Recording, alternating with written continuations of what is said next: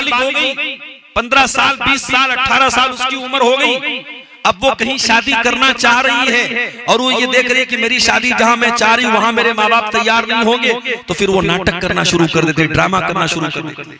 अब घर वाले इसको बुला रहे उसको बुला रहे, कोई आकर के सही तरीके से इलाज कर रहा है, कोई आकर के गलत तरीके से इलाज कर रहा है, तो ये सब चीजें औरतों में ज्यादा पाई जाती है। इसीलिए अल्लाह के प्यारे नबी ने फरमाया कयामत उस वक्त तक नहीं आएगी हत्ता तज़तरिबा अलयातु निसाई दौसिन हौला ज़िल खलसा, जब तक कबीले दौस की औरतें ज़ुल खलसा नामी बुत का चक्कर न लगाएंगी। कबीले दौस यमन का एक कबीला था, पूरा कबीला मुसलमान हो चुका था, उस कबीले के अंदर एक बहुत बड़ा बुत था, उस बुत का नाम ज़ुल खलसा था। अल्लाह के नबी फरमा रहे हैं कि कयामत के पहले वो दौर भी आएगा कि कबीले दौस की औरतें बुतों का चक्कर लगाएंगी। इसका मतलब ये हुआ कि एक दौर आएगा जब मुसलमान लड़कियां मुर्तद होने लगेंगी, मुसलमान लड़कियां पत्थरों के आगे जाकर के सजदा करने लगेंगी, मुसलमान लड़कियां जाकर के मुशरिकों की बाहों में खेलेंगी। और आज वो हालात अपनी आंखों से हम देख रहे हैं मेरे साथी। सीमांचल वालों, बचा लो अपनी कौम की बच्चियों को, बचा लो अपनी कौम की बेटियों को, कहीं ऐसा न हो कि तालीम के नाम पे, शिक्षा के नाम पे अपनी बच्चियों को आपने पढ़ाने के लिए भेजा है, वो गई है, कोई मेडिकल की तालीम हासिल कर रही है, कोई नर्सिंग का कोर्स कर रही है, कोई बीएड कर रही है, कोई कुछ कर रही है। हमें अपनी कौम की बच्चियों की तालीम से कोई प्रॉब्लम नहीं है, पढ़ें आगे बढ़ें, लेकिन अगर तालीम के नाम पे ईमान जा रहा है, तालीम के नाम पे दीन जा रहा है, तो ये बहुत घाटे का सौदा है मेरे प्यारे साथियों। अपनी कौम की बच्चियों के दीन और ईमान को बचाओ। और मैं बार बार ये बात कहता हूं कि अपने सेटअप को मजबूत बनाओ, जलसों और प्रोग्रामों में औरतों का इंतजाम करो और ऐसा करो कि औरतें बैठ करके तकरीर सुने। अगर 5 मुकर्रिर है तो एक तकरीर ऐसी हो जो औरतों से रिलेटेड हो, औरतों के अलग से प्रोग्राम कराओ, हर जुमा की जहां मस्जिद में जुमा की नमाज हो रही औरतों का इंतजाम कराओ। आज औरतों पर काम करने की ज्यादा जरूरत है मेरे प्यारे साथी। आप अंदाजा नहीं लगा सकते कि समाज कहां जा रहा है, समाज के अंदर कैसी बेहयाई और कैसी शिर्क और बदअकीदगी फैल रही है मेरे प्यारे साथी। और आगे बढ़िए, समाज के बिगाड़ की दूसरी वजह, समाज क्यों बिगड़ रहा है? समाज इसलिए बिगड़ रहा है क्योंकि समाज के अंदर अल्लाह ताला के सामने जवाबदेही का एहसास नहीं है। हम तो ऐसे जिंदगी गुजार रहे हैं जैसे हमें हमेशा ही रहना है, हमें कभी मरना नहीं है। अल्लाह कुरान के अंदर कहता है सूरह बकरा की आयत नंबर 281 में, 281 नंबर की आयत में, जो अल्लाह के रसूल के ऊपर नाजिल होने वाली आखिरी आयत, अल्लाह कहता है वत्तकू यौमन तुरजऊन फीही इलल्लाह, ऐ मेरे बंदो उस दिन से डरो जिस दिन तुम अल्लाह के सामने पेश किए जाओ।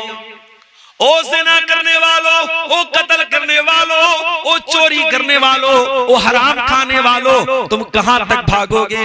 जहां भी तुम जाओगे तुम अल्लाह की कायनात के अंदर ही रहोगे, तुम अल्लाह की कायनात के बाहर नहीं निकल सकते। वत्तकू यौमन तुरजऊन फीही इलल्लाह, तुम्हारी गाड़ी की स्पीड 100 पर चली जाए, 200 पर चली जाए, 500 पर चली जाए, एक न एक दिन तो तुम्हारी गाड़ी को रुकना है और एक न एक दिन तुम अल्लाह के कब्जे में जाओगे, एक न एक दिन तुम अल्लाह के सामने जाओगे।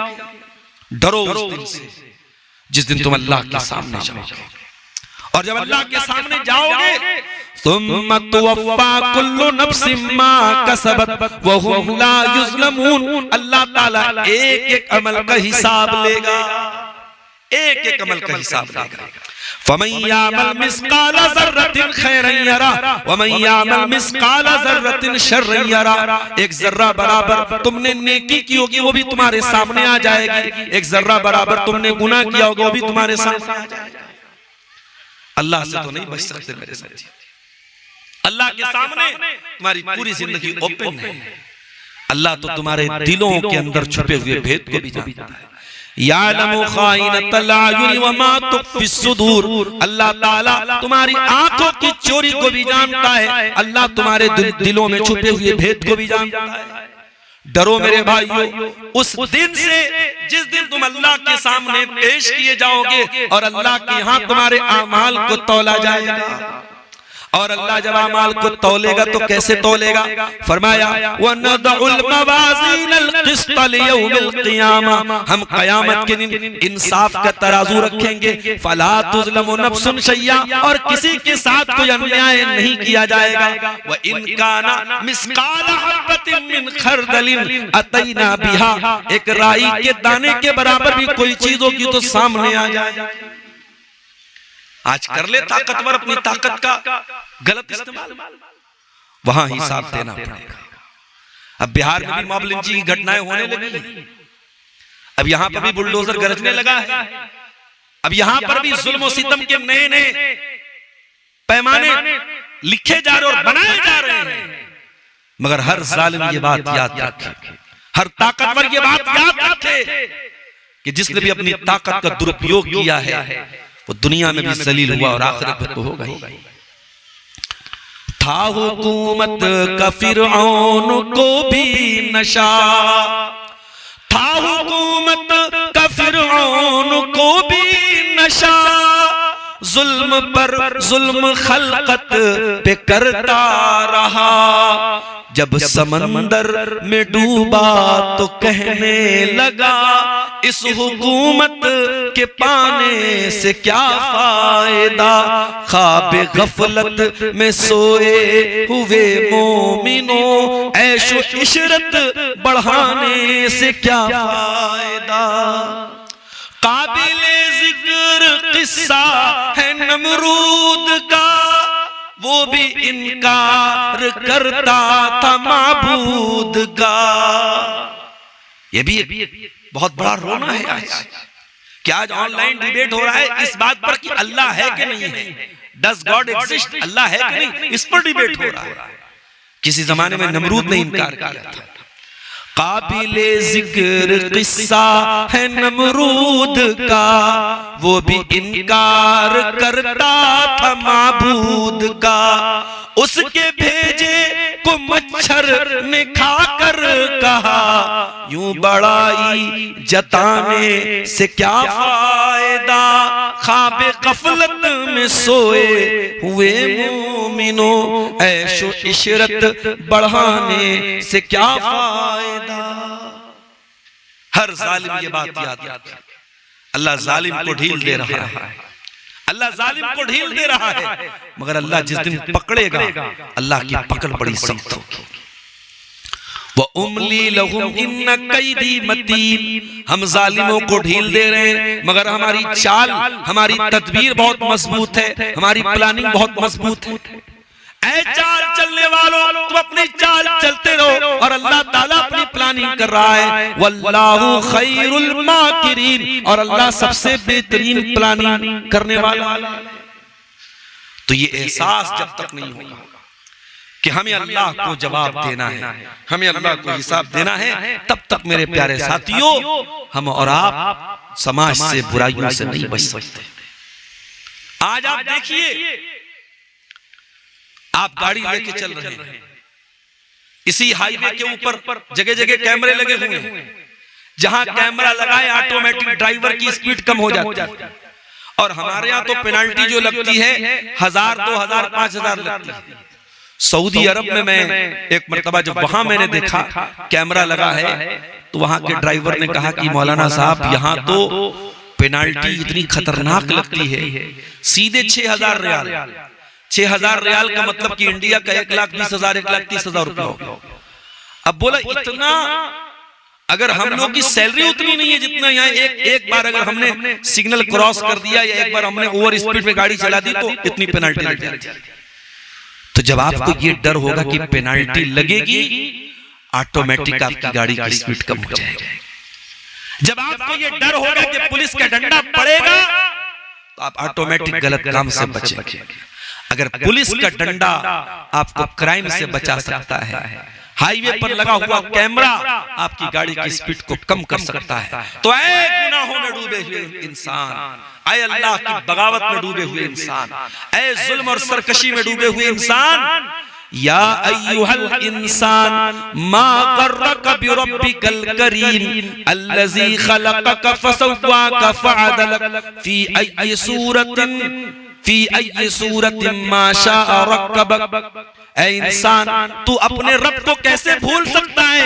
तेरे रब ने तुझको पैदा किया, तुझे बेहतरीन सांचे में ढाला, तुझे अच्छे तरीके से बनाया, इंसान बनाया, खूबसूरत बनाया, स्मार्ट बनाया, हैंडसम बनाया।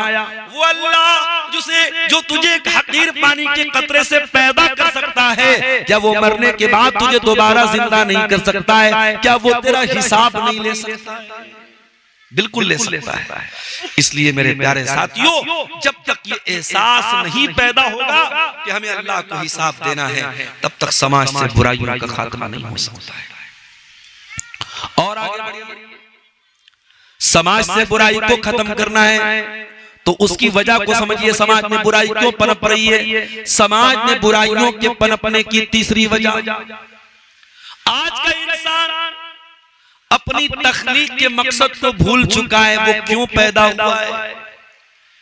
इंसान ये समझता है हम तो खाने पीने के लिए, एंजॉय करने के लिए दुनिया में आए हैं। उसकी जिंदगी का एक ही मकसद है, खाना है, पीना, एंजॉय करना है। अयहसबुल इंसानु अन युत्रका सुदा। ऐ इंसान, क्या तू ये समझता है तुझे यूं ही छोड़ दिया जाएगा? अलम यकुन नुतफतम मिन मनिय्यिन युमना। क्या तू भूल गया तू एक हकीर पानी का कतरा था? सुम्मा काना अलकतन फखलक फसव्वा। फिर अल्लाह ने तुझको जमा हुआ खून बनाया, फिर अल्लाह ने तुझको इंसान बनाया। फजअल मिनहु ज़ौजैन ज़कर वल उन्सा। फिर अल्लाह ने तुझको मेल और फीमेल बनाया। अलैसा ज़ालिका बिक़ादिरिन अला अन युह्यियल मौता। क्या वो अल्लाह जो तुझको एक हकीर पानी के कतरे से जीता जागता इंसान बना सकता है, क्या वो अल्लाह तुझे मरने के बाद दोबारा जिंदा नहीं कर सकता है? ऐ इंसान, अपनी जिंदगी के मकसद को पहचान। और तेरी जिंदगी का मकसद क्या है? वमा खलक़तुल जिन्ना वल इंसा इल्ला लियअबुदून। मैंने जिन्नात और इंसान को अपनी इबादत के लिए पैदा किया है। तेरी जिंदगी का मकसद अल्लाह की इबादत है। आज कितने मुसलमान हैं 24 घंटे में एक बार भी उनका सर अल्लाह के सामने नहीं झुकता है। एक टाइम की नमाज तक वो नहीं जानते।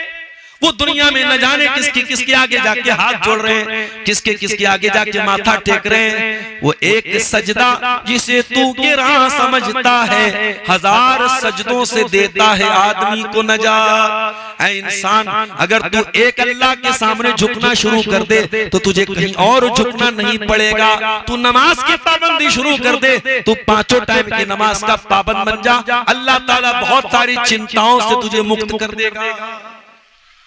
आज हमारी जिंदगी में नमाज नहीं, और जो नमाज पढ़ भी रहे हैं माशाअल्लाह, वो तो ऐसे नमाज पढ़ जैसे बहुत बड़ा एहसान कर रहे हैं। मस्जिद में गए, फर्ज पढ़ के चले आए, सुन्नतें तक बहुत सारे लोग नहीं पढ़ते। ऐसा लगता है मस्जिद में उनको कोई चीज काट रही है, उनका दिल ही नहीं लगता है नमाज में। मैं जो सर बसजदा हुआ कभी तो ज़मीं से आई, तो ज़मीं से आने लगी ये सदा। मैं जो सर बसजदा हुआ कभी तो ज़मीं से आने लगी सदा। तेरा दिल तो है सनम आशना, तेरा दिल तो है सनम आशना, तुझे क्या मिलेगा नमाज में। आज हमारी नमाजों का हाल भी बड़ा बुरा है। कुरान कहता है फवैलुल लिल मुसल्लीन अल्लज़ीना हुम अन सलातिहिम साहून अल्लज़ीना हुम युराऊन। बर्बादी है उन नमाजियों के लिए जो नमाज तो पढ़ते हैं मगर उनका दिल कहीं और होता है, दिमाग कहीं होता है। अल्लज़ीना हुम युराऊन, जो दिखावे के लिए नमाज पढ़ते हैं। एक नमाज वो भी पढ़ती थी, मेरे नबी की बीवी, हम सब की प्यारी माँ हजरत आयशा नमाज पढ़ रही थी। कौन सी नमाज? चाश्त की नमाज। मौलवी साहब, ये चाश्त की नमाज कौन सी होती है? हम तो फजर जानते हैं, जोहर जानते हैं, असर जानते हैं, मगरिब जानते हैं, इशा। ये चाश्त की नमाज कौन सी नई नमाज है? हमें से कितने लोगों को मालूम भी नहीं होगा चाश्त की नमाज कौन सी होती है। अगर इंसान फजर की नमाज के बाद मुसल्ले पर बैठा रहे और बैठ करके अल्लाह का जिक्र करता रहे। और जब सूरज निकल जाए और सूरज एक नेजा बुलंद हो जाए, यानी सूरज निकलने के तकरीबन 15-20 मिनट के बाद उठ करके इंसान अगर 2 रकात नमाज या 4 रकात नमाज पढ़े तो उसको एक हज और एक उम्रा का सवाब मिलेगा। और ये 4 रकात नमाज अगर पढ़ेगा तो उसके बदन के हर जोड़ की तरफ से दान करने का, सदका करने का सवाब वो पाएगा। एक नमाज आपको हज और उम्रा का सवाब भी दे रही है और आपके बदन के हर जोड़ की तरफ से दान देने का और सदका करने का सवाब भी आपको मिल रहा है। ये नमाज होती है चाश्त की नमाज, इसको इशराक की नमाज भी बोलते हैं। हजरत आयशा रज़ियल्लाहु ताला अन्हा चाश्त की नमाज पढ़ रही थी, उनका भांजा उनसे मिलने के लिए आया, भतीजा उनके भाई का बेटा उनसे मिलने के लिए आया। देखा मेरी फूफी जान नमाज पढ़ रही है। कासिम बिन मोहम्मद उनसे मिलने के लिए आए, देखा मेरी फूफी जान नमाज पढ़ रही है और सूरह तूर की आयत पढ़ रही थी हजरत आयशा, फमन्नल्लाहु अलैना व वक़ाना अज़ाबस समूम। सूरह तूर में अल्लाह ने फरमाया जब जन्नती जन्नत में जाएंगे तो कहेंगे ऐ अल्लाह तेरा एहसान है हम पर कि तूने जहन्नम की गरम गरम हवाओं से हमको बचा लिया। फमन्नल्लाहु अलैना व वक़ाना अज़ाबस समूम, ऐ अल्लाह तूने जहन्नम की आग से हमको बचा लिया, तेरा बहुत बड़ा एहसान है। हजरत आयशा बार बार इसी आयत को पढ़ती चली जा रही है और रोती चली जा रही है। उनका भतीजा कहता है मैं थक गया, मैं बाजार चला गया, मार्केट चला गया, कुछ सामान लेना था, कुछ खरीदारी करना था, मैं बहुत देर के बाद आया। मैं जब अपनी फूफी के घर पहुंचा मैं क्या देखता हूँ, मेरी फूफी जान उसी हालत में खड़ी है और उसी आयत को बार बार रिपीट करके रोती चली जा रही है। फमन्नल्लाहु अलैना व वक़ाना अज़ाबस समूम, ऐ अल्लाह तेरा एहसान हम पर भी हो जाए, ऐ अल्लाह तू जहन्नम की आग से हमको भी बचा ले। हजरत आयशा ये आयत पढ़ पढ़ के रोती चली जा रही है और अपने आप को जहन्नम से बचने की दुआ करती चली जा रही है। एक नमाज वो भी थी मेरे प्यारे साथियों, एक नमाज हम भी पढ़ते हैं। हम तो नमाज जो नहीं पढ़ते हैं उनसे क्या शिकवा करना, जो बेचारे पढ़ते भी हैं वो ऐसा पढ़ते जैसे बहुत बड़ा एहसान कर रहे हो। मेरे प्यारे साथियों आप नमाज पढ़ के किसी पर एहसान नहीं कर रहे हो, नमाज पढ़ो तो पूरे इकामत के साथ पढ़ो, नमाज कायम करके पढ़ो, नमाज को उसके तरीके से पढ़ो। नमाज का टाइम हो तो फौरन जल्दी से मस्जिद की तरफ जाओ, सुस्ती न करो, काहिली मत करो, क्योंकि अल्लाह ने कुरान में फरमाया वइज़ा कामू इलस्सलाति कामू कुसाला। ये मुनाफिकों का तरीका है, ये इस्लाम के गद्दारों का तरीका है, ये नबी से गद्दारी करने वालों का तरीका है कि जब नमाज का टाइम होता है तो बड़ी सुस्ती करते हैं, बड़ी काहिली करते हैं और बहुत मुश्किल से नमाज पढ़ते हैं। और जो बेचारा एक टाइम की नमाज नहीं पढ़ता उसका हाल क्या? उसके बारे में अल्लाह ने सूरह मरियम में फरमाया फखलफ मिन बादिहिम खल्फुन अज़ाउस सलाह।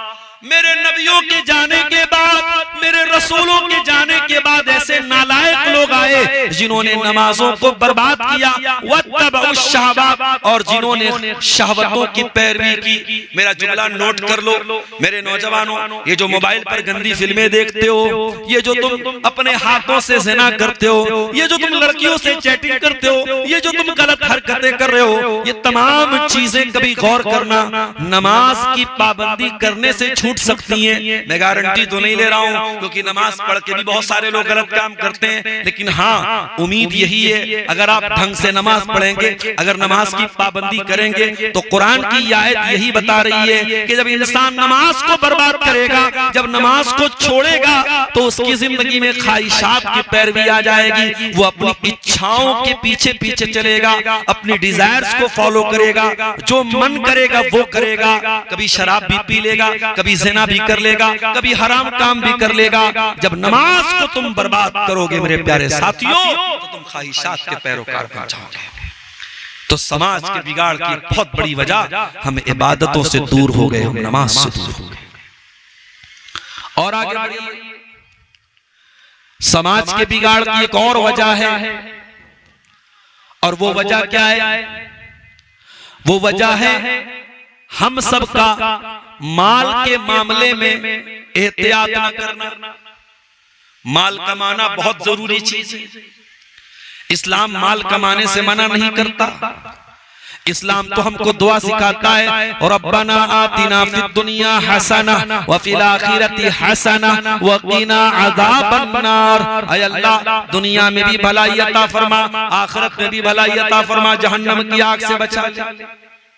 अल्लाह के नबी तो दुआ किया करते थे, अल्लाहुम्मा इन्नी अस्अलुकल हुदा वत्तुका वल अफ़ाफ़ वल ग़िना। ऐ अल्लाह, मैं चार चीजें तुझसे मांगता हूँ। तुझसे हिदायत मांगता हूँ, तुझसे तक़वा मांगता हूँ, तुझसे पाक दामनी मांगता हूँ, और ऐ अल्लाह तुझसे मालदारी मांगता हूँ, तुझसे बेनियाजी मांगता हूँ। इतना माल दे दे, इतना सामान दे दे, किसी का मोहताज न होना पड़े, किसी के आगे हाथ न फैलाना पड़े। ऐ अल्लाह, इतना बेनियाज। इस्लाम माल कमाने की तालीम देता है। इस्लाम भीख मांगने की तालीम नहीं देता है। इस्लाम गदागरी की तालीम देता है। लेकिन हाँ मेरे प्यारे साथियों, इस्लाम ये भी कहता है, माल कमाने निकले हो तो ये देखो हलाल तरीके से कमा रहे हो कि हराम तरीके से कमा रहे हो। और ये भी सुन लो, कुछ हराम तरीके ऐसे होते हैं जो हमको क्लियर तरीके से लगता है कि हाँ ये हराम है। जैसे चोरी करना, सबको लगता है कि हाँ यार चोरी तो गलत है। रिश्वत लेना, सबको लगता है हाँ ये गलत है। डाका डालना, सबको लगता है कि हाँ ये गलत है। लेकिन बैंक में हमने 1 लाख रुपया जमा कर दिया और अगले साल हमको 1,05,000 मिल गया, 1,10,000 मिल गया। ये 5,000 जो एक्स्ट्रा मिला, तो लोगों को लगता है ये क्यों हराम है, ये क्यों हराम है। बैंक में हमने पैसा रखा, बैंक ने हमारे पैसे से कमाया, तो बैंक में अगर हमने 1 लाख रुपया दिया और उस पर बैंक ने हमको 5,000 रुपया इंटरेस्ट कर दिया, तो क्या गलत है? लोगों को ये गलत नहीं लगता है। कोई कंपनी आती है, कहती आओ हमारी कंपनी के साथ तुम जुड़ जाओ, और तुम हमारी कंपनी में और लोगों को भी जोड़ दो। तुम सबको जोड़ोगे तो तुमको इतना पैसा मिलेगा। फटाफट लोग जुड़ने लगते हैं और लोगों को लगता है इसमें कुछ गलत भी नहीं। इसी तरीके से आजकल ऑनलाइन करेंसी ट्रेडिंग हो रही है। ऑनलाइन लोग करेंसी की ट्रेडिंग कर रहे हैं। ये बात लोगों को लगता है कि भाई हम कंप्यूटर पर बैठ के दिमाग लगा रहे हैं, करेंसी की ट्रेडिंग कर रहे हैं, गोल्ड की ट्रेडिंग कर रहे हैं, तो क्या गलत है? आपको लग रहा है कि उसमें कुछ गलत नहीं है, लेकिन अगर शरीयत की जो बनाई हुई परिभाषा है, जो कानून है, जो टर्म है, जो रेगुलेशन है, अगर उसके हिसाब से वो गलत है तो गलत है। 1400 साल पहले जब अल्लाह ताला ने ब्याज को हराम करार दिया, तो यहूदियों ने एतराज किया था, ब्याज खाने वालों ने एतराज किया था कि प्रॉफिट तुम तिजारत में भी कमाते हैं और प्रॉफिट तुम ब्याज में भी कमाते हैं। हमने 100 रुपए का माल खरीदा, 120 रुपए में बेच दिया, हमने 20 रुपया मुनाफा कमाया, और इसी तरीके से 100 रुपया हमने किसी को उधार दे दिया और वापसी 120 ले लिया, तो यहाँ 20 रुपया हमने यहाँ पर भी प्रॉफिट कमाया। तो एक सही और एक गलत कैसे हो गया? अल्लाह ने कोई लॉजिकल जवाब नहीं दिया, अल्लाह ने कोई लॉजिक नहीं बयान की, अल्लाह ने कोई मंतिक नहीं बयान की। अल्लाह ने फरमाया अहल्लल्लाहुल बैअ व हर्रमर रिबा। एक बात कान खोल के सुन लो, ब्याज हराम है और बिजनेस हलाल है। लिहाजा बिजनेस से तुम 10 करोड़ कमा लो जायज है, और ब्याज से तुम 10 रुपया भी कमाओगे तो हराम रहेगा। बस सीधी सी बात है, 2 + 2 = 4। 2 टूक बात कही अल्लाह ने कि ब्याज हराम है और कारोबार हलाल है।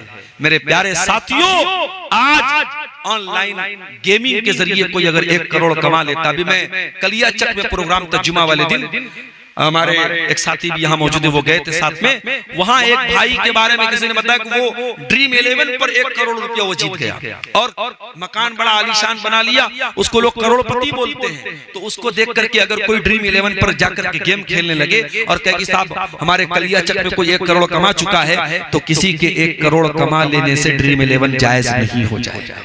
क्योंकि अगर किसी ने 1 करोड़ कमाया है तो करोड़ों लोगों ने गंवाया भी है, और जुए में यही होता है, कोई एक कमा लेता है और बाकी सब गंवाते हैं। मेरे प्यारे साथियों, आप पैसा कमाइए, मगर हलाल तरीके से कमाइए। अल्लाह के प्यारे नबी फरमाते हैं याती अलन्नासी ज़मानुन ला युबालिल मरउ मिन ऐना खज़ल माल, एक ज़माना लोगों पर ऐसा आएगा लोग परवाह नहीं करेंगे माल कहां से कमा रहे हैं, हलाल तरीके से कमा रहे हैं या हराम तरीके से कमा रहे हैं। आपने फरमाया लिकुल्लि उम्मतिन फितना, हर उम्मत का एक फितना होगा, वह फितनतु उम्मती अल माल, और मेरी उम्मत का फितना माल होगा।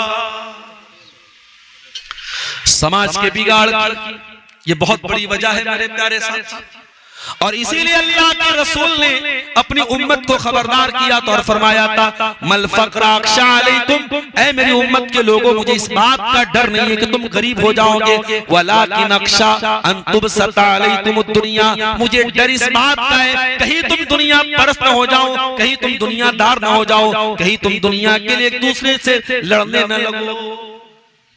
आज बाप के मरने के बाद बाप की वरासत में बहन को हिस्सा देने का हमारे यहाँ कॉन्सेप्ट ही नहीं है, तसव्वुर।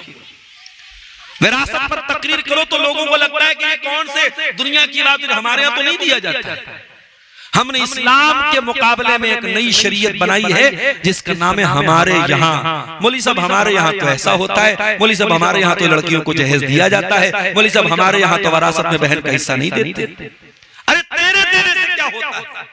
अल्लाह ने कुरान में कह दिया लिर्रिजालि नसीबुम मिम्मा तरकल वालिदानि वल अक़रबून, जब माँ बाप अपना तरका छोड़ के चले जाएं तो उनके तरके में जैसे बेटे का हिस्सा है वैसे बेटी का भी हिस्सा है। और ये बात याद रखना मेरे प्यारे साथियों, अगर तूने अपनी बहन का हक नहीं दिया है, दुनिया में नहीं दिया है, तो कयामत के दिन तो देना पड़ेगा। यहाँ तो तूने जमीन को हड़पा है, यहाँ तो तूने पैसा लिया है, यहाँ तो तूने माल लिया है, यहाँ तो तूने जेवरात लिया है, लेकिन कयामत के दिन तुझको अपनी नेकियां देना पड़ेगा। अल्लाह के नबी फरमाते हैं लतुअद्दुन्नल हुकूक इला अहलिहा, तुम्हें कयामत के दिन लोगों का हक देना पड़ेगा। हत्ता युकादा लिशातिल जलहाई मिनशातिल करना, अगर दुनिया में किसी सींग वाली बकरी ने बगैर सींग वाली बकरी को मारा होगा तो सींग वाली बकरी से भी बदला लिया जाएगा, किसास लिया जाएगा। माल बहुत बड़ा फितना है मेरे प्यारे साथियों, इसलिए माल कमाइए, प्रॉपर्टी बनाइए, बैंक बैलेंस इकट्ठा कीजिए, मगर हराम तरीके से नहीं, हलाल तरीके से। कयामत के दिन ये सवाल भी आपसे किया जाएगा, आपने माल कहां से कमाया और कहां खर्च किया, इनकम का भी हिसाब देना पड़ेगा और खर्चे का भी हिसाब देना पड़ेगा। न तो आप कमाने के मामले में आजाद हैं, न खर्च करने के मामले में आजाद हैं। आपने कहां से कमाया वो भी हिसाब अल्लाह ताला क्या देना पड़ेगा, और कहां खर्च किया उसका भी हिसाब देना पड़ेगा। और आगे बढ़िए, समाज के बिगाड़ की एक बहुत बड़ी वजह सोशल मीडिया है। जी हाँ, ये फेसबुक, ये व्हाट्सएप, ये इंस्टाग्राम, ये स्नैपचैट, इसको हल्का ना समझिए, इसको मामूली ना समझिए। ये तमाम सोशल मीडिया के प्लेटफॉर्म आज आपकी नौजवान नस्ल को कहां लेके जा रहे हैं आपको अंदाजा नहीं। व्हाट्सएप से होने वाली एक चैटिंग, एक लड़का लड़की के बीच में होने वाली नॉर्मल बातचीत, किसी होटल के कमरे में जाकर के जिना पर खत्म हो रही है। ये सोशल मीडिया आपकी नौजवान नस्ल को जिनाकार बना रहा है। ये सोशल मीडिया आपके छोटे छोटे बच्चों को म्यूजिक का और गाने का और नाच का शौकीन बना रहा है। ये सोशल मीडिया आपके घर की बहन बेटियों को, आपको तो ये लगता है कि हमारे घर की लड़की पर्दे में निकलती है, हमारी लड़की तो डायरेक्ट स्कूल जाती है, हमारी लड़की तो डायरेक्ट कॉलेज जाती है, मगर ये सोशल मीडिया आपके घर की बहन बेटियों को कहां कहां डिस्ट्रैक्ट कर रहा है, कहां कहां भटका रहा है, आपको अंदाजा नहीं है। बाप तो ये समझता है मेरी बेटी तो कमरे में अकेली सो रही है, लेकिन सोशल मीडिया के जरिए वो सैकड़ों लड़कों से टच में है और सैकड़ों लड़कों से बातचीत करते हुए वो सो रही है। मेरे प्यारे साथियों, ये सोशल मीडिया आज हराम रिश्तों को समाज में प्रमोट करने का बहुत बड़ा जरिया बन चुका है। इसीलिए मैं बार बार कहता हूं अपनी कौम की बच्चियों से, अपनी बहनों से, कि ऐ मेरी कौम की बहनों, मैं मना नहीं करता तुम फेसबुक इस्तेमाल ना करो, तुम व्हाट्सएप ना चलाओ, तुम इंस्टाग्राम ना चलाओ, मगर दो चीजों का ख्याल रखो। पहली चीज, जब अल्लाह ने तुमको पर्दे में रहने का हुक्म दिया है तो तुम्हें अपनी प्राइवेसी को कहीं भी लीक नहीं करना है। तुम स्टेटस पर या स्नैपचैट पर या इंस्टाग्राम पर अगर अपने फोटोज डाल रही हो तो तुमको ये शोभा नहीं देता, तुमको ये सूट नहीं करता, क्योंकि कुरान जब तुमसे ये कह रहा है वला युबदीना ज़ीनतहुन्ना, ऐ मुसलमान औरत तू अपने बदन की सुंदरता को, अपनी जीनत को, अपनी ब्यूटी को जाहिर न कर। तो ऐ मुसलमान औरत, तेरा चेहरा तो तेरी किताब का टाइटल है, जब तूने चेहरा ही दिखा दिया तो फिर तूने कौन सी जीनत को छुपाया? जब तेरा चेहरा ही दिख रहा है, जब तेरा चेहरा ही खुला है तो फिर पर्दे का क्या मतलब है? तू बेहतरीन नकाब पहन ले, लेकिन अगर चेहरा खुला है तो तूने अपनी जीनत को नहीं छुपाया। और जब तू घर से निकली और बेपर्दा निकली तो समाज के और गांव के चंद लोगों ने देखा, लेकिन जब तूने फेसबुक पर अपना फोटो डाला, जब तूने इंस्टाग्राम पर अपना फोटो डाला तो फिर तो अनलिमिटेड लोग उसको देख सकते हैं। और आज का दौर एआई का दौर है, तेरी फोटो लगा करके कहां यूज की जाएगी, तेरी तस्वीर का कैसा वीडियो बनाया जाएगा तू नहीं जानती है। तो पहला काम तो ये करो मेरी बहनों के, खबरदार सोशल मीडिया पर अपनी कोई तस्वीर मत डालो। और दूसरी बात ये है, अगर कोई लड़का आपसे राहो रस्म बढ़ाने की कोशिश कर रहा है इंस्टाग्राम के जरिए, स्नैपचैट के जरिए, फेसबुक के जरिए, अगरचे वो आपको अपना दीनी भाई, अपना दीनी बहन आपको कह रहा है, अपने आप को दीनी भाई कह रहा है, खबरदार खबरदार, बहुत एहतियात करना, किसी प्यार और मोहब्बत के झांसे में ना आना। ये प्यार का नारा लगाकर और प्यार का नाम लेकर के ये लोग तुम्हारी इस्मत और इज्जत को लूटना चाह रहे हैं। इनका हाथ तुम्हारी इज्जतों पर, ये अपना हाथ तुम्हारी इज्जत पर डालना चाह रहे हैं। मेरी प्यारी माँ बहनों, सोशल मीडिया को अपनी इस्मत और इज्जत को लुटवाने का जरिया मत बनने देना। नबी अकरम ने फरमाया ला यखलुवन्ना रजुलुन बिइम्रातिन इल्ला वसालिसुहुम अश-शैतान, खबरदार कोई मर्द किसी औरत के साथ अकेले में न रहे वरना तीसरा शैतान होगा। ओ मेरी प्यारी बहनों, जब तुम व्हाट्सएप पर किसी लड़के से चैटिंग कर रही हो तो वहां पर भी तीसरा शैतान है। जब तुम्हारे फेसबुक मैसेंजर पर कोई आकर के सलाम कर रहा है वहां पर भी तीसरा शैतान है। जब स्नैपचैट पर तुम किसी लड़के को अपना फोटो भेज रही हो वहां पर भी तीसरा शैतान है। तीसरा शैतान हर जगह मौजूद है। यहां तक के मौलवी साहब कुरान पढ़ाने आ रहे हैं, लड़की जवान हो चुकी है, 13-14 साल की बालिग लड़की हो चुकी है, उनका किसी मर्द का और खासतौर से जवान मर्द का करके कुरान पढ़ाना ये भी गलत है। सुन लो मेरी बात, हो सकता है आपके यहाँ इसको गलत ना समझा जाता हो, मगर शरीयत की नजर में ये गलत है। एक जवान लड़की को किसी जेंट्स का, वो भी अकेले में आकर के ट्यूशन पढ़ाना ये गलत है। और हदीस की रोशनी में वहां पर भी तीसरा शैतान है और बहुत सारे कांड हो चुके हैं, बहुत सारी घटनाएं घटित हो चुकी हैं। मेरे प्यारे साथियों, सोशल मीडिया आज हराम खलवतों का बहुत बड़ा जरिया बन चुका है। बहुत आसान है मजलिस में माज अल्लाह और सुभान अल्लाह कह देना, लेकिन खलवत में, तन्हाई में गुनाहों से बचना बहुत मुश्किल है मेरे प्यारे साथियों।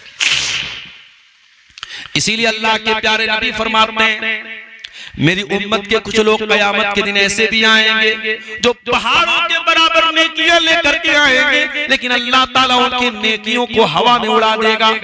साहबा ने पूछा अल्लाह के नबी कौन लोग होंगे? आपने फरमाया वो नमाज भी पढ़ेंगे, वो रोजा भी रखेंगे, वो इबादत भी करेंगे, वलाकिन्नहुम इज़ा खलौ बिमहारिमिल्लाहि इंतहकुहा, लेकिन जब वो अकेले में होंगे, तन्हाई में होंगे तो वो गुनाह करेंगे, वो हराम काम करेंगे, वो नाजायज काम करेंगे। इस मोबाइल को, इस सोशल मीडिया को अपनी नेकियों को बर्बाद करने का जरिया मत बनाओ मेरे साथियों। और मेरे नौजवानों, टाइम पास करने का बहुत बड़ा जरिया आज मोबाइल हो चुका है, सोशल मीडिया हो चुका है। फेसबुक पर कई घंटे हमारा नौजवान लगा रहता है, रील्स पर रील्स देख रहा है। अच्छा, जो रील आप ज्यादा देखेंगे फेसबुक वही रील आपको बार बार दिखाएगा। ये जो कुछ लोग कहते हैं ना मेरे मोबाइल पर गंदी गंदी रील आने लगी, गंदी गंदी ऑटोमेटिक नहीं आती है, माफ करना। फेसबुक का सिस्टम ऐसा है, सोशल मीडिया का सिस्टम ऐसा है कि वो ये गौर करता है कि आप क्या देखना चाहते हैं। आप जिस चीज को बहुत ज्यादा गौर से देखेंगे, ज्यादा टाइम स्पेंड करेंगे, फेसबुक दूसरा उसी से रिलेटेड दूसरी चीजों को रिकमेंड करेगा, स्नैपचैट उसी को रिकमेंड करेगा, इंस्टाग्राम उसी को रिकमेंड करेगा। तो आपका टाइम कहां गुजर रहा है? आपका टाइम गैर महरम लड़कियों के बदन को देखने पे गुजर रहा है। आपका टाइम जिनाकार और बदकार औरतों के जिस्म की नुमाइश को देखने में गुजर रहा है। आपका टाइम वल्गर और बेहयाई किस्म की वीडियोस और चीजों पे गुजर रहा है। ये टाइम इतनी हकीर चीज तो नहीं है मेरे प्यारे साथी। इस टाइम की अल्लाह ने कसम खाई है कुरान में, वल अस्र इन्नल इंसान लफी खुस्र। टाइम की कसम, समय की कसम, जमाने की कसम, इंसान सबसे ज्यादा घाटे में है, क्योंकि इंसान अपने टाइम को गलत जगह इस्तेमाल करता है, बर्बाद करता है। और जो इंसान अपने समय को गलत जगह बर्बाद करे उससे बड़ा खसारे में कोई नहीं है। इसीलिए अल्लाह के प्यारे रसूल फरमाते हैं, नेमतान मगबूनुन फीहिमा कसीरुम मिनन नास। दो नेमतें ऐसी हैं कि लोग उनकी कदर नहीं करते, एक तंदुरुस्ती की नेमत और दूसरे समय की नेमत है। आज आप मोबाइल पर अपना समय बर्बाद कर रहे हो, कल आप समय की जरूरत पड़ेगी अच्छे काम के लिए, आपके पास समय नहीं होगा। आज आपको अल्लाह ने पैसा दिया, हज कर सकते हो, उम्रा कर सकते हो, आप नहीं कर रहे हो।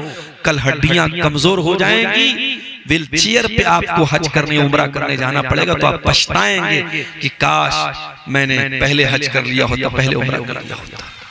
मेरे प्यारे साथियों, अपनी जवानी की और अपने समय की कदर करो। और आगे बढ़िए। समाज के बिगाड़ की एक बहुत बड़ी वजह हमारे रिश्तों की, हमारे खानदान में रिश्तों का टूट जाना।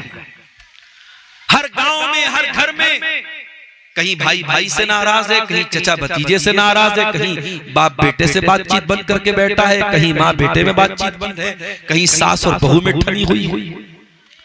मेरे प्यारे भाइयों, मेरी प्यारी माँ और बहनों, ये बात याद रखो कि जो हमारे रिश्तेदार होते हैं, और खास तौर से रिश्तेदार कौन होते हैं? जो माँ बाप के जरिए जो रिश्ते हमसे जुड़ते हैं। जैसे माँ के जरिए कोई हमारी नानी है, कोई नाना है, कोई खाला है, कोई खालू है, ये सब रिश्ते माँ के जरिए जुड़ते हैं। बाप के जरिए कोई चाचा है, कोई ताया है, कोई दादा है, कोई दादी है, कोई फूफी है, ये सब रिश्ते बाप के जरिए जुड़ते हैं।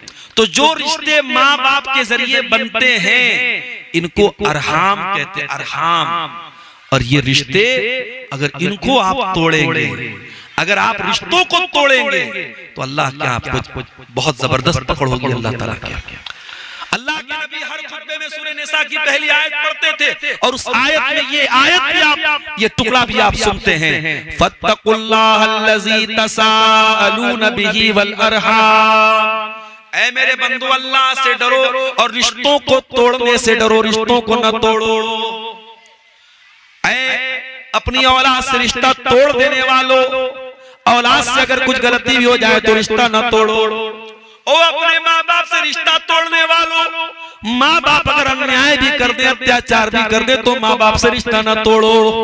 ओ भाई भाई से रिश्ता तोड़ने वालों, एक ही माँ के पेट में दोनों पैदा हुए, एक ही माँ का बाप का खून दोनों के बदन में दौड़ रहा है, बचपन में साथ में खेले भी थे, बचपन में एक दूसरे के लिए थप्पड़ भी खाया था, और आज जवान हो गए तो जमीन के लिए भाई से लड़ रहा है, जायदाद के लिए भाई से लड़ रहा है। अरे ये जमीन यही छोड़ के जाएगा, ये जायदाद यही छोड़ के जाएगा, ये माल यही छोड़ के जाएगा। जाकर के भाई को गले लगा ले, जाकर के बहन से अपना शिकवा दूर कर ले। रिश्तों को तोड़ने वाले न बनो, जोड़ने वाले बनो, रिश्तों को जोड़ने वाले बनो मेरे साथ। अल्लाह ने जब दुनिया को पैदा किया तो रिश्ता खड़ा हो गया, और रिश्ता अल्लाह ताला के दामन में जाके पनाह ले लेता है और कहता है कि अल्लाह, अगर दुनिया में कोई रिश्ता तोड़ेगा तो तेरी ही पनाह लेगा। तो अल्लाह ने रिश्ता से कहा, अमा तर्दीना अन असिल मन वसलके व अक़ता मन क़ताके। ऐ रिश्ता, क्या तू इस बात पर खुश नहीं है कि जो तुझे जोड़ेगा मैं उसे जोड़ूंगा, जो तुझे काटेगा मैं उसे काटूंगा। रिश्तों को काटने वाले न बनो मेरे साथियों। और एक बात बोलता हूं, दुनिया में आज जमीन की बड़ी वैल्यू है, इसी बिहार में किसी अच्छी जगह आपको जमीन मिल रही हो, कीमती जमीन मिल रही हो, और कोई कहे कि मौलवी साहब आपको हम जो है एक हिस्सा या इतनी जमीन हम आपको दे रहे हैं, तो आप तो बड़े खुश हो जाएंगे, साहब हमको कीमती जमीन मिल रही है। आओ, दुनिया की सबसे कीमती से कीमती जगह जिसके सामने फेल है, बेकार है, वो जन्नत है मेरे प्यारे साथी। जन्नत में एक स्क्वायर फीट का एरिया, एक कोड़ा रखने की जगह अल्लाह के नबी फरमाते हैं दुनिया की तमाम नेमतों से बेहतर है। उस जन्नत में एक महल आपको मिलेगा, बस एक काम करना है। क्या काम करना है?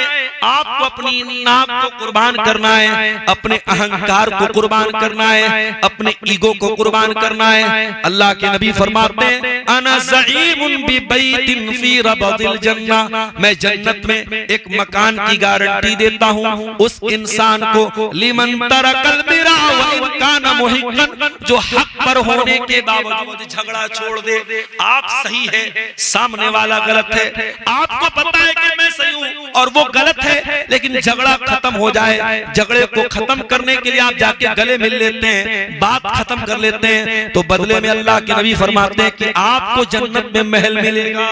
मेरे प्यारे साथियों, अगर अपनी झूठी नाक और झूठी शान और झूठा अहंकार अगर कुर्बान करके हमको जन्नत में अगर महल मिल रहा है, तो ये कोई घाटे का सौदा नहीं। ये अहंकार लेके कहां जाओगे?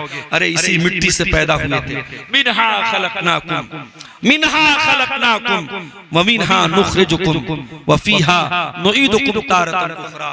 इसी मिट्टी से हमने तुमको पैदा किया है, इसी मिट्टी से निकालेंगे और इसी मिट्टी में तुमको दोबारा हम लौटाएंगे। इसी मिट्टी से तुम पैदा हुए थे और मरने के बाद इसी मिट्टी में दोबारा जाओगे और कयामत के दिन इसी मिट्टी से निकलोगे। ऐ मिट्टी से पैदा होने वाले इंसान, अहंकार क्यों करता है, गुरूर क्यों करता है? I am something, I am better than him, मैं हूँ, मैं कुछ हूँ। अरे छोड़ दे ये सब कहना, तो कुछ नहीं है, तू मुश्ते खाक है, तू मिट्टी से पैदा होने वाला हकीर इंसान है। ऐ इंसान, तकब्बुर न कर, गुरूर न कर, अहंकार न कर, गले मिल जा, भाई को जाके गले मिल जा, बहन से जाके अपना शिकवा खत्म कर दे। मेरी प्यारी माँ और बहनों, आज आपके दरमियान घरों में भाई भाई मिलजुल के रहते हैं। जब घर में बहुएं आती हैं, चार घर की बहुएं आती हैं, चार तरह की आती हैं, तो भाई भाई में भी झगड़ा शुरू हो जाता है। अरे ठीक है, सबका मिजाज एक जैसा नहीं रहता है। बड़ा भाई अगर ये सोचता है कि छोटा भाई 100% मेरे मन के मुताबिक हो जाए, पॉसिबल नहीं। छोटा भाई ये सोचे बड़ा भाई 100% मेरे मन के मुताबिक हो जाए, नहीं हो सकता है। मिजाज मेल नहीं खाता है, न खाए, लेकिन झगड़ा तो मत रखो, दुश्मनी तो मत रखो, हसद तो न करो, जलन तो न रखो, एक दूसरे की जमीन पर कब्जा तो न करो, एक दूसरे का हक तो न मारो। आज समाज में जो बिगाड़ पाया जा रहा है मेरे प्यारे साथियों, उसमें बहुत बड़ी वजह खानदानों में ये जो झगड़े और लड़ाई चल रहे हैं, ये भी बहुत बड़ी वजह है। और आगे बढ़िए, समाज में बिगाड़ की एक बहुत बड़ी वजह समाज में इल्म का न होना है। आज कितने लोग हैं जिनके पास दीन की बेसिक जानकारी भी नहीं है। कितने लोग ऐसे जिनको तौहीद के बारे में कुछ भी पता नहीं, रसूल के बारे में कुछ भी पता नहीं। जो कब्र में 3 सवाल किया जाएगा, मन रब्बु का, मन नबियों का, मा दीनों का, तेरा रब कौन है, तेरे नबी कौन है, तेरा दीन क्या है। कितने लोगों को वो भी नहीं मालूम है। बड़ी बेसिक सी बातें दीन की आज लोगों को नहीं मालूम। हाँ, खेती बाड़ी करने वाले को खेती बाड़ी के बारे में सब पता है। पॉलिटिक्स करने वाले को पूरा पता है कि नीतीश कुमार की पार्टी कितनी जीतेगी और आरजेडी कहां से कितना जीतेगी और बीजेपी कितना, सब पूरा वो एनालाइज करके बैठा रहता है इलेक्शन के पहले। तुझे दुनिया की इतनी नॉलेज है और तू दीन के मामले में इतना जीरो है। अल्लाह कुरान में कहता है यालमूना ज़ाहिरम मिनल हयातिद दुनिया व हुम अनिल आखिरति हुम गाफिलून। मेरे बंदो, तुम दुनिया की इतनी नॉलेज रखते हो लेकिन आखिरत से बिल्कुल गाफिल हो। तुमको अपने दीन की कोई खबर नहीं, तुमको आखिरत की कोई चिंता नहीं, कोई फिक्र नहीं। मेरे प्यारे भाइयों, अपने बच्चों को दुनिया की नॉलेज दो, मैं मना नहीं करता, लेकिन दीन की इतनी नॉलेज दे दो। अपने गांव में मस्जिदों में ऐसा मकतब कायम करो, ऐसे मदरसे कायम करो। बच्चा अगर स्कूल भी जा रहा है, बच्चा अगर स्कूल की तालीम भी हासिल कर रहा है, तो कम से कम मस्जिद में मौलवी साहब के पास, हाफिज साहब के पास 1 घंटा 2 घंटा आपका बच्चा और बच्ची इतनी तालीम हासिल कर ले कि दुनिया के किसी कोने में चला जाए, उसके पास दीन की बेसिक नॉलेज होनी चाहिए। दीन का जो मोटा मोटा इल्म है वो हर बच्चा और बच्ची के पास होना चाहिए। ये हमारी, हम सबकी जिम्मेदारी है मेरे प्यारे साथियों। जब तक हम इल्म दीन हासिल नहीं करेंगे, समाज का भला नहीं हो सकता है, समाज से बुराइयां खत्म नहीं हो सकती। जाहिर सी बात है, एक बच्चा है, उसके सामने आप एक शीशी में जहर रख दीजिए और एक शीशी में दवा रख दीजिए, तो बच्चा कोई भी शीशी उठा के पी सकता है। उसको मालूम नहीं है कि किसमें जहर और किसमें दवा है। तो जिसके पास इल्म नहीं होगा, उसका भी वही मेरे भाइयों हाल होगा। वो जहर को दवा समझेगा और दवा को जहर समझेगा। ये आज जो मुल्हिद पैदा हो रहे हैं, जो एथिस्ट पैदा हो रहे हैं, जो मुर्तद हो रही है कौम की बच्चियां, ये दीन की नॉलेज ना होने का नतीजा है। इसलिए मेरे प्यारे साथियों, दीन की तालीम हासिल करो। और जब दीन की तालीम हासिल करना है, तो एक बात और कहना चाहूंगा, हर ऐरे गैरे नत्थु खैरे से दीन मत हासिल करो। सीमांचल में ये बहुत बड़ा मसला है। हमारे स्टेज पर कोई भी आके तकरीर करने के लिए बैठ जाता है। हमारे यहाँ कोई मनहजी गैरत नहीं है, अहले हदीस का स्टेज है, कुरान और हदीस पे चलने वालों का स्टेज है। और उस स्टेज पर आकर के अगर कोई ऐसा आदमी तकरीर कर रहा है जिसके अकीदे में बिगाड़ है, जिसके मनहज में बिगाड़ है, जिसके यहाँ बिदात और खुराफात को प्रमोट किया जाता है, और ऐसे लोगों को हम स्टेज दे रहे हैं और अपने स्टेजों पर हम वाहियात बातों को सुनवा रहे हैं, तो हम भी उतने ही भागीदार होंगे, उतने ही दोषी होंगे जितना वो बयान करने वाले। इसी सीमांचल के एरिया में और इसी इलाके में हम ऐसी एक्टिविटीज को और ऐसे इज्तिमाआत को प्रमोट करते हैं और हमारी जमात के लोग उसमें फंडिंग करते हैं और उसमें हिस्सा लेते हैं, जिन जमातों के बारे में हमें पूरी तरीके से मालूम है, हम यकीन के साथ ये बात जानते हैं कि उनका मनहज गलत है, उनके यहाँ बिदात है, उनकी यहाँ उनकी किताबों में शिरकिया चीजें भी लिखी हैं। और आज अहले हदीस नौजवान उनकी तरफ माइल हो रहा है। आज अहले हदीस नौजवान अहले हदीस से कट के उनकी तरफ जा रहा है। कौन जिम्मेदार होगा मेरे प्यारे साथियों? इसलिए मैं बार बार कहता हूँ, उलमा से जुड़ो, जो कुरान और हदीस के जानकार उलमा हैं, जो कुरान और हदीस बयान करने वाले उलमा हैं, उनसे दीन हासिल करो। यूट्यूब तो एक आजाद प्लेटफॉर्म है, फेसबुक तो एक आजाद प्लेटफॉर्म है, आप किसी को भी सुन सकते हैं, यूट्यूब आपको मना नहीं करेगा, मगर ये आपको तय करना है कि आपको दीन किससे हासिल करना है। हर आदमी को ये दर्जा मत दो मेरे भाइयों। नबी ने फरमाया कयामत के पहले वो दौर आएगा, अल्लाह दुनिया से उलमा को उठा लेगा, और जब उलमा दुनिया से चले जाएंगे, इत्तखज़न नास रूसन जुहाला, लोग जाहिलों को अपना सरदार बना लेंगे। इसी बंगाल की एक वीडियो बड़ी वायरल हुई थी, एक औरत तकरीर कर रही थी, एक औरत तकरीर कर रही थी और इतना करसरत वो कुरान की आयतों को पढ़ रही है और पूरा मजमा लगा हुआ और औरत तकरीर कर रही है। सोचिए मेरे भाइयों, इस तरीके की चीजें बंगाल में और सीमांचल में बहुत ज्यादा देखने को मिलती हैं। मेरे प्यारे साथियों, जब लोग जाहिलों को अपना सरदार बना लेंगे, इत्तखज़न नास रूसन जुहाला, लोग जाहिलों से फतवे पूछेंगे, फ़अफ़्तऊ बिग़ैरि इल्मिन, और वो बगैर इल्म के फतवे देंगे और खुद भी गुमराह होंगे और दूसरों को भी गुमराह करेंगे। तो समाज के बिगाड़ की बहुत बड़ी वजह यह है कि हम इल्म से दूर हुए, हम उलमा से दूर हुए। और मेरे साथियों, समाज के बिगाड़ की एक वजह यह भी है कि आज समाज के अंदर से हया बहुत तेजी से खत्म हो रही है। चाहे वो नौजवान मर्द हो, चाहे औरतें हो, चाहे बूढ़े हो, अगर कोई चीज हमारे समाज से सबसे ज्यादा कम हो रही है तो वो हया कम हो रही है। मेरे प्यारे साथी, अल्लाह के नबी ने फरमाया कि पहले के नबियों से जो कलाम हमको मिला है, उसमें एक बात ये भी हमको मिली है, इज़ा लम तस्तही फस्ना मा शीता, अगर तुम्हारे अंदर हया नहीं है तो तुम कुछ भी कर सकते हो। अगर हया आपके अंदर से चली जाएगी तो आप कुछ भी कर सकते हो। आज हमारा नौजवान, चाहे मर्द हो चाहे औरतें हो, बड़ी तेजी से हम बेहयाई की तरफ बढ़ रहे हैं। मेरे साथियों, हया को प्रमोट करो, अपने बच्चों को हयादार बनाओ, अपनी बेटियों को हया वाला बनाओ। घर में मोबाइल का अगर इस्तेमाल हो रहा है तो देखो कहीं ऐसा तो नहीं मोबाइल के जरिए बच्चे बेहया हो रहे हैं। गौर करो कि घर के अंदर बेहयाई कहां से आ रही है। हम जिस नबी का कलमा पढ़ते हैं वो नबी तो इतने हया वाले थे।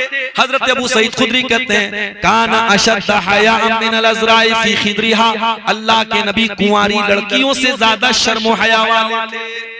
आज बेहयाई का वो दौर आया है, गंदी गंदी गालियां छोटे छोटे बच्चे दे, गालियां छोटे छोटे बच्चे दे।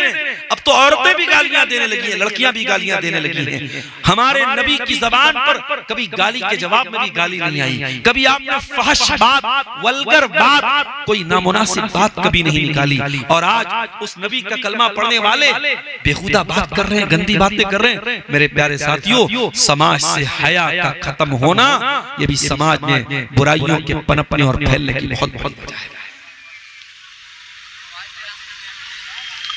समाज में ये जो बुराइयां फैल रही हैं, बढ़ रही हैं, उसकी एक वजह और बयान करके मैं अपनी गुफ्तगू को खत्म करूंगा।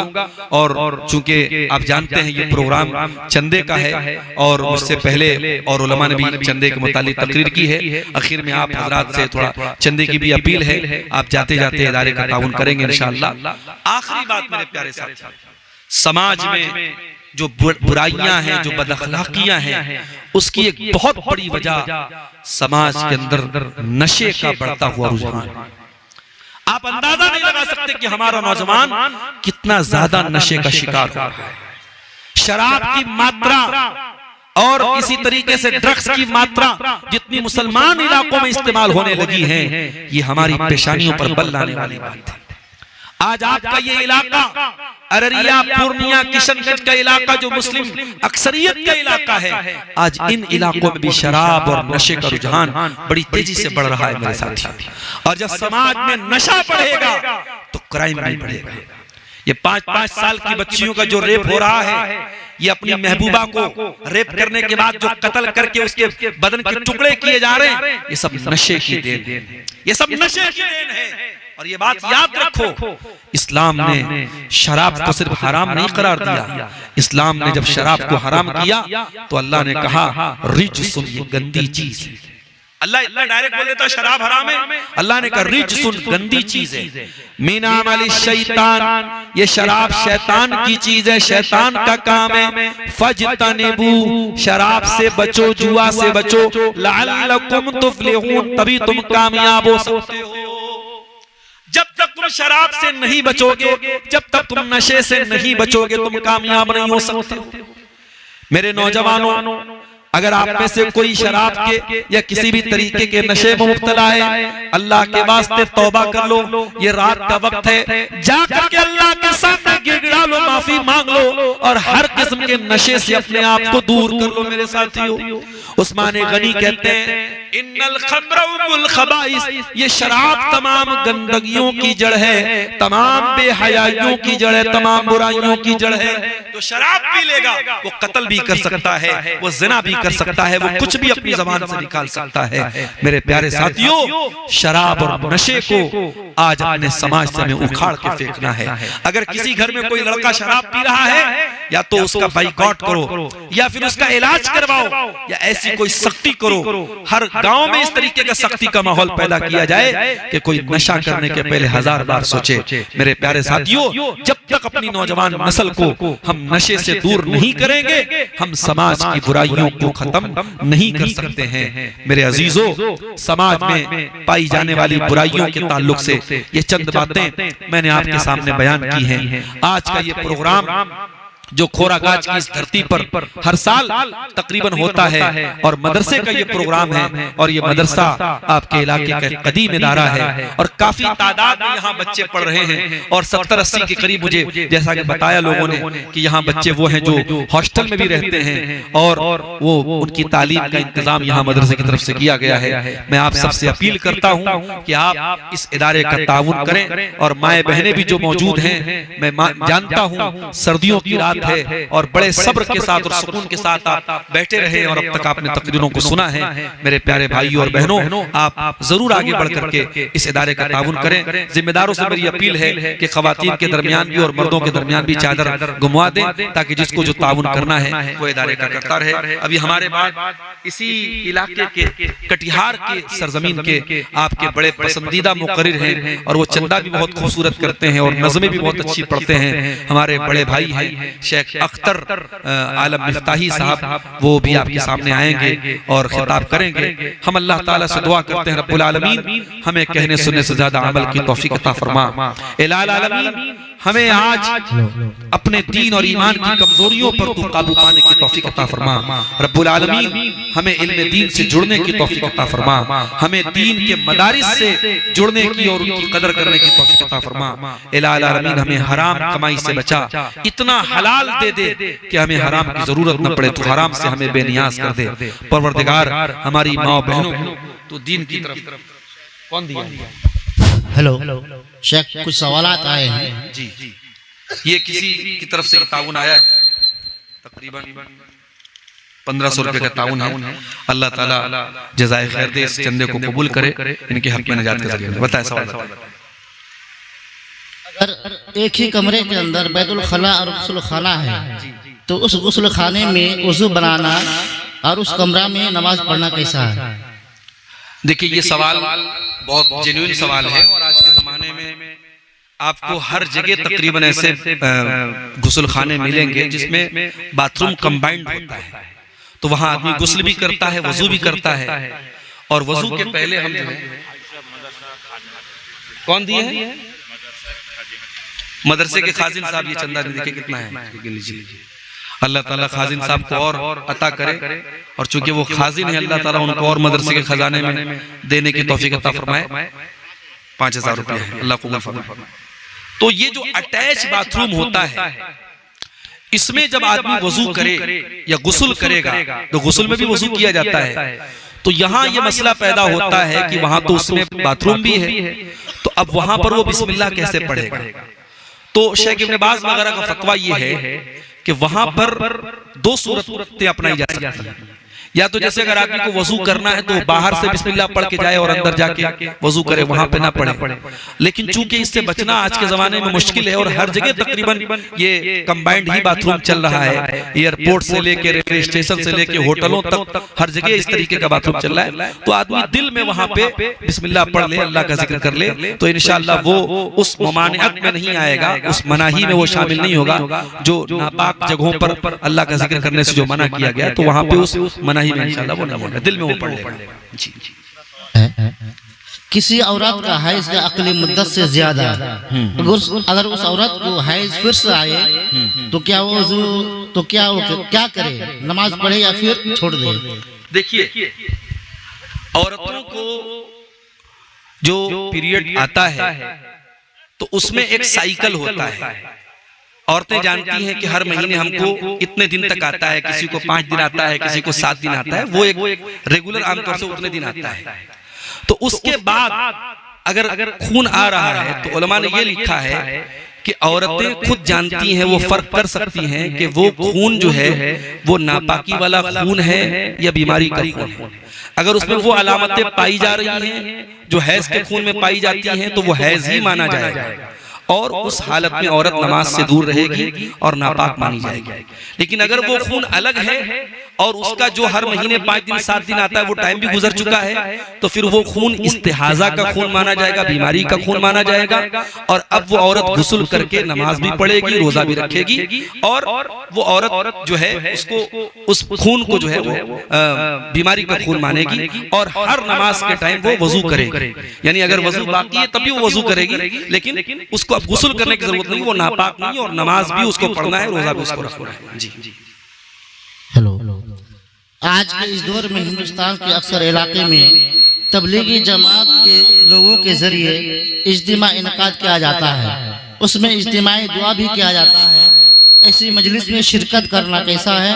कुरान और हदीस की रोशनी में मदल्लल जवाब अता फरमाए। देखिए तबलीगी जमात या किसी मसलक का नाम लेना तो मैं मुनासिब नहीं समझता हूँ। एक उसूली बात आपको बता रहा हूँ कि हम और आप अहले हदीस है, कुरान और हदीस पे चलने का हमारा दावा है, हमारा मनहज है। तो कोई भी ऐसी मजलिस जहां ज़ईफ रिवायात बयान हो रही हो, मौजू रिवायात बयान हो रही हो, बेसर पैर की किस्से कहानियां अगर बयान किए जा रहे हो, या उस मजलिस में अकीदे की तौहीद की कोई बात ना हो रही हो, सिर्फ एक खास अमल पर उभारा जा रहा हो और उस अमल की भी ऐसी फजीलतें बयान की जा रही जो फजीलतें सही तरीके से साबित भी ना हो, तो ऐसी मजालिस में हमें शिरकत करने से गुरेज करना चाहिए, बचना चाहिए। लास्ट सवाल है, 3 साल की बच्ची का इंतकाल हो चुका है, तो क्या उसका अकीका देना होगा या नहीं? 3 साल की बच्ची अगर हो चुकी है तो बिल्कुल उसका अकीका तो करना चाहिए था, क्योंकि अकीका तो 7वें ही दिन किया जाता है और करना सुन्नत है। 7वें दिन के बाद अगर बच्चे का इंतकाल होता है तो आपने अगर अकीका नहीं किया था तो आपको करना चाहिए था। अगर आपने नहीं किया और बच्ची का इंतकाल हो गया, बच्चे का इंतकाल हो गया, तो बाद में अगर अल्लाह ताला ने आपको नवाजा तो आप अकीका कर दीजिए। और अकीका में एक बात हमको ये भी याद रखनी चाहिए कि अकीका में जरूरी नहीं कि हम दावत खिलाएं सबको। अकीका में असल चीज ये कि जानवर ज़बा होना चाहिए। आप अल्लाह के नाम से एक जानवर ज़बा कर दें अकीका की नीयत से, उसे गरीबों में तकसीम कर दे, रिश्तेदारों में बांट दे, सिर्फ गोश्त बांट दे, थोड़ा सा घर में गोश्त रख के बाकी बांट दे, तो ये तमाम सूरतें उसमें जायज़ है। बाज़ लोग क्या समझते हैं अकीका के नाम पे पूरी एक दावत होगी तब अकीका होगा, वो दावत का होना जरूरी नहीं है। ठीक है, वल्लाहु आलम बिस्सवाब। अल्लाह ताला हम सबको नेक अमल अच्छी समझ की तौफीक अता फरमाए। आमीन व आखिर दावाना अल्हम्दुलिल्लाहि रब्बिल आलमीन। वस्सलामु अलैकुम।